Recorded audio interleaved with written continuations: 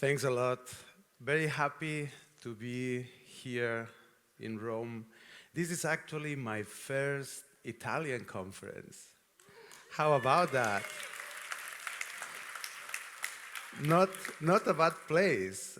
I remember when I came, it was really early, and I was welcomed from some people of the team with jackets. And I was thinking, where I'm going? Is this a technical conference or where I am? Really cool. So I'm going to talk about handling GraphQL errors. So I'm going to introduce you to GraphQL. This is a technology from, I would say, Meta, the old Facebook. And it's very popular in React, and I've been evangelizing GraphQL for a while now, so I hope I will excite you about it. My name is Gerard Sans, and I'm originally from Spain. I'm a developer evangelist. I'm not sure if anyone knows what it means. You can come later and ask me. I'm an international speaker.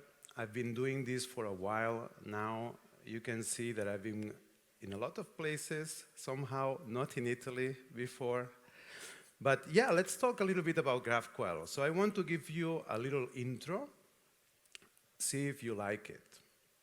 So these are the co-founders. Mostly the most active member is Lee Byron, who created the GraphQL Foundation, and they are building the community still today. So this is the difference. Probably you are more used to the REST side of things. So here in this diagram, we have REST and GraphQL side by side.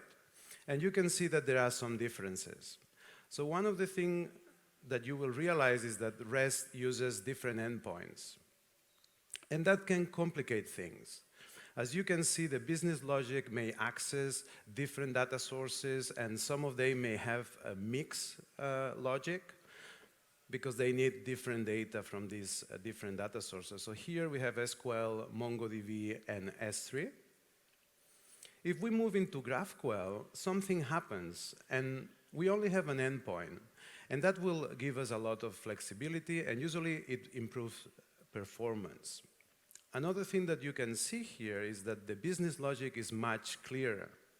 We have different responsibilities, and in GraphQL these are called resolvers, and each resolver will deal only with one data source. Okay. I'm going to start really light, so I'm going to do the hello world of GraphQL. And this is how a post request will look like. So we have the endpoint, which is unique, and usually is GraphQL. And here I have just a resolver which will be hello, and as you would expect, will return hello world. As you can see, there's some nice things about this approach to data access, and one of the things is that we control what information we get back. A lot of the times when we are using REST, we are forced to use a lot of the data that will go into the wire. And that will charge all the communications. With GraphQL, we can pick what fields we want, regardless of the API. All right. So one of the main core principles of GraphQL is around the schema. And when we build a GraphQL application, we will start creating the schema. For this example of the hello world, a schema will look like this. We have just an entry point, which is a query to fetch the data from the GraphQL server, and then the implementation of the only operation, which is hello world. This is also showing the type, and as you can see, it's very easy to follow. Even people that are not technical can read a GraphQL schema. And that will improve the collaboration and the resolution of the different challenges along the GraphQL server development. Another thing that is an advantage of using GraphQL is that once we define the schema, we can give the schema both to the backend and the front end, and they can start working from that moment. How many times you have been waiting for the backend team to develop a change on the endpoint? With GraphQL, you can avoid that completely. There are many implementations. As you can see, of course, we have JavaScript, TypeScript, but we also have other implementations, and also with modern languages like Scala and Elixir. So why use GraphQL? There are many advantages of using GraphQL, and I will try to show you some of them. I guess for developers is that we have really good tooling with GraphQL. We have this decouple storage, which will give us this flexibility. Once we have the schema defined, we can start building the application right then. It's also improving the collaboration between teams, and it introduces some nice features like tape safety, and it's also super fast. Okay. So we are done with the first section. Hope you are feeling good. You will see that I use a lot of cat pictures. I'm not sure if they are welcome in Italy. Let's see. Okay, error handling. So let's move the conversation to the main topic of this session, which is how you can do error handling with GraphQL. So I'm going to share some tips and hope you can use them in your projects. So I think the first thing to think about error handling is, where are we? Are we in development? This is a very specific situation during the life of a project. And as you can see in this picture, the kind of job that is being handled is very different from the next stage, which is production. I tried to use a lot of different colors and also the image to give you a different feeling. And in production, we have completely different requirements. And this is something to take into account when dealing with error handling. What will happen is that in production, usually, we don't want to know. That's more or less the feeling. We just don't want to know the details. We are not going to be able to do anything with the details anyway. But in development, we do need all the details, and we need to know everything that is going on, why, and trying to find the root cause. All right. As developers, we usually are in development most of the time. So I wanted to make some stress here. So just overviewing all the differences between these two, development is mainly about helping developers. So we need to improve the quality and the performance. So we will add some features around that. We have logging, tracing, tracking, etc. And in production, we usually want to help users. We want them to have the best experience, and for that, we will do all kinds of things. So we will change the errors. We will change the errors for the user to take an action. And usually we will try to avoid any security issues. We also want our applications to be resilient, and that will mean that if we can recover from a situation of an error, we will try to do it without any intervention. We don't expect the user to do any action. We will do it ourselves if we can. And we will also try, if something fails, we will retry for a few times. These are just good practices. Another important point is that we want to monitor. And that involves a live dashboard and other services that we need to put in place. Why, you would ask? Well, while preparing this talk, I don't know if there is some evil, like angels, everything that I was looking at was failing. I hope the demo is not going to fail today. But you can see, even taking the plane to come to the conference, there was a message there. Microsoft Windows, your computer is low on memory. This is a disaster. I mean, that's the last place you want to show that error message, because nobody's going to be able to take any action. The system is now clearly in production, and it shouldn't be shown on the screen. So where it should be shown, you think? On the monitoring system. If you don't have a monitoring system, I mean, the last place would be the logging, but nobody's watching the logging all the time. So you need a monitoring system. And these are some features that modern monitoring systems will give you. They will give you analytics, information about performance, etc., etc. Probably one of the leaders in this area is Sentry, and I would show you a little bit how that would look like. So you get the information of the error and everything that was happening around that time. Okay. Let's talk about the money. I mean, people talk about technology, but actually developers will like the money. Isn't it? Okay. GraphQL errors. So how we deal with GraphQL errors? Let me show you the query lifecycle, because that will give you an overview of what is happening from the client to the server side. So as you can see here, we have the client, we have the server, and all the different steps. So we start at a component level. We have an Angular application, and we are using a GraphQL client in this case, and in my demos is Apollo client, and that will trigger a request. And we have different options here. We have a query to fetch data, we have a mutation, and we also have a subscription for real time. Then on the server side, we go ahead and parse the query. We validate the query against the schema that we were talking about. If there is any type errors, it will just come back with those errors back to the client. And if everything is fine, we will go and execute. In our case was the hello world resolver, and that will get into that resolver of hello world. When that happens, we will send the response back, and here we go up to the component. So what I'm going to do now is a little bit mischievous, and I'm just going to break everything. Look at this.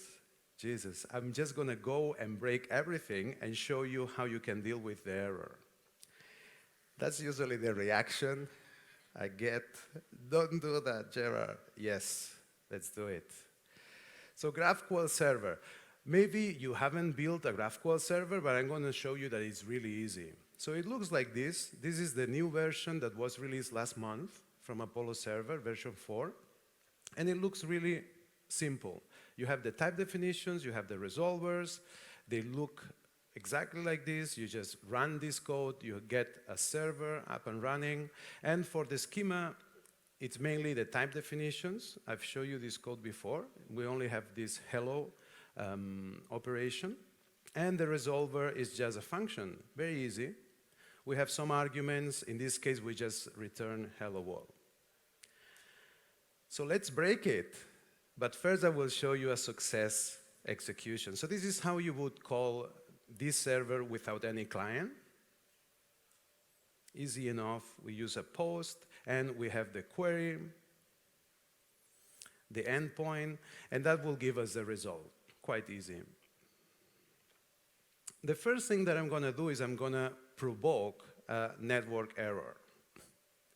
And this is how it looks using REST. So we have all of these options, we have all of these actions, and also status, HTTP status. But when we look at GraphQL, it's much simpler.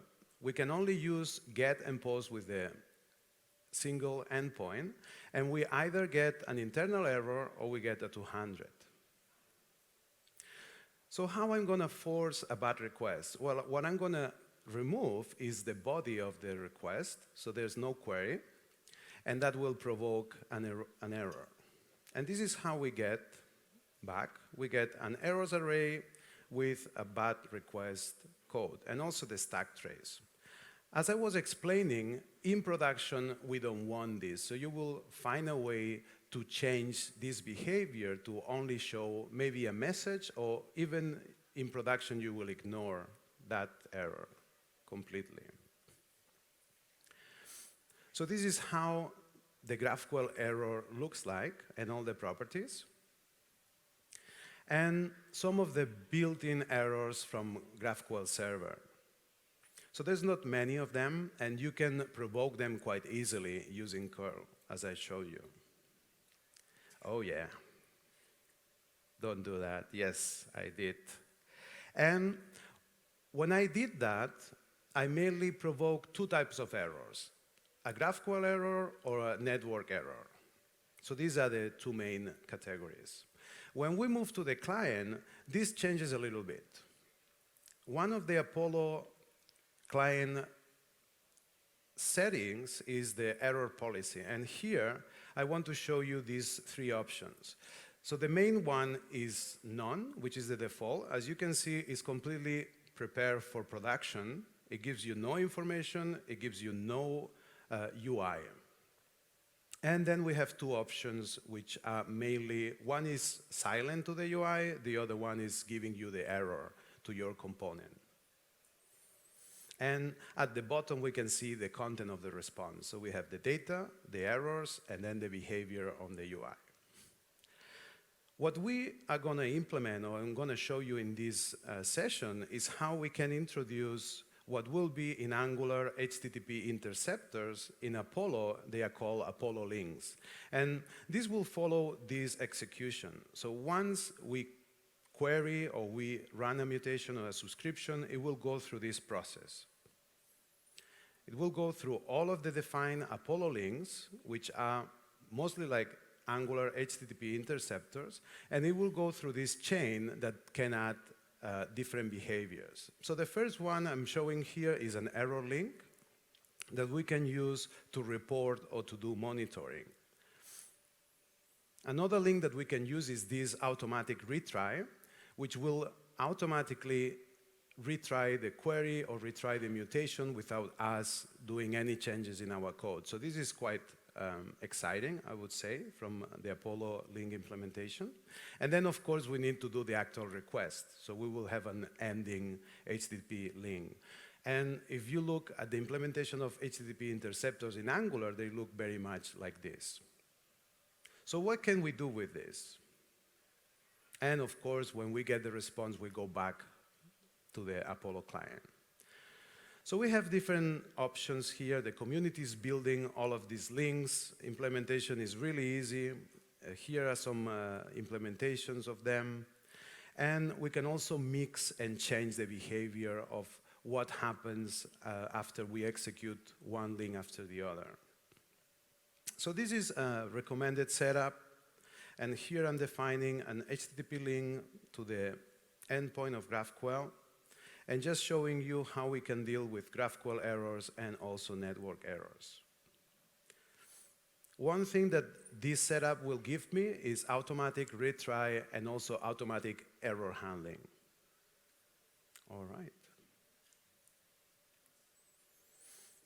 This is also some code snippet to activate monitoring.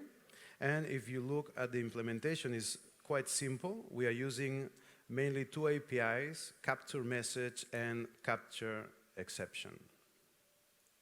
All right. One interesting thing here that we can do, because we are following this chain of links, is that if we identify a code, like for example, unauthenticated, we can get the new token, so we can issue a new token for that session, and we can retry. So that will actually avoid the user to do any refresh or do any actions. As you may have found sometimes, you go into a website, it shows you like 60 seconds or 10 minutes countdown, and you need to refresh. So that will avoid that completely.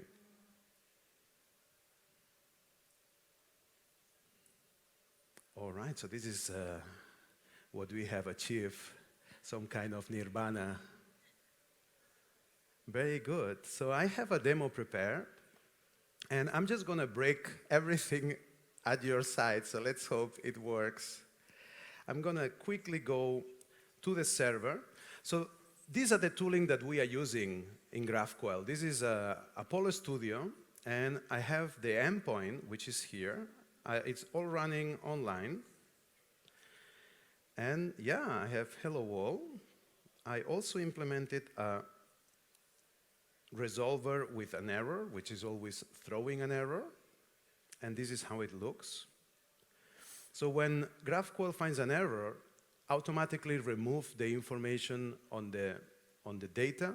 So it's just going to come with a null. And on the error side, it's going to give me some information, like the location on the query, what was the name of the operation, and some other details. Of course, we will change that if we are in production, as I was mentioning before.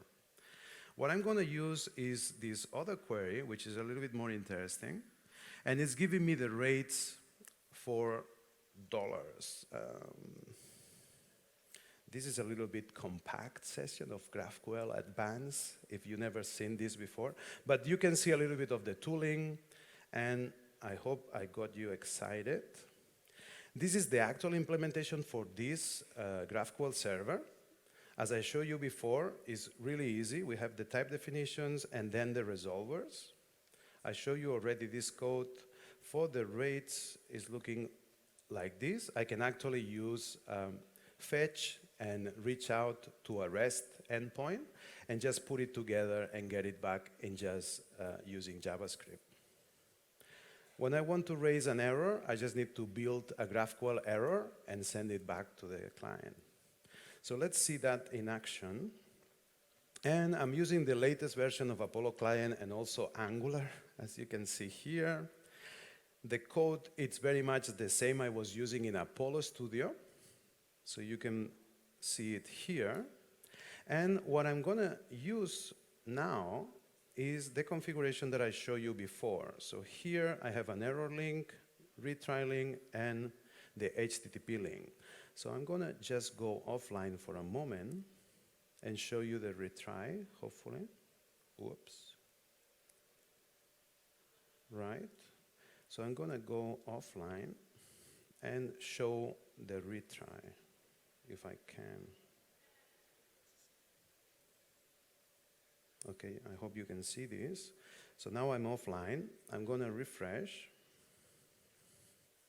And it's going to try to load. Of course, that's failing here. You can see failing it. If I come back in the middle of this retry, automatic retry, it should recover, which it didn't. Okay, let's try another time. I need to do it faster. Okay, so now it's offline. I go online. And if I catch it at the right time, it should recover. Yes, so it's working. So the moment I activated this retry link, actually all of your application has this feature. So it's quite cool. The other thing that I'm going to do for you is I'm going to use ignore. And that means that it's not going to show any errors. I mean, we know that that is not a good thing, a good practice. And I'm going to just copy this and use the one that gives an error.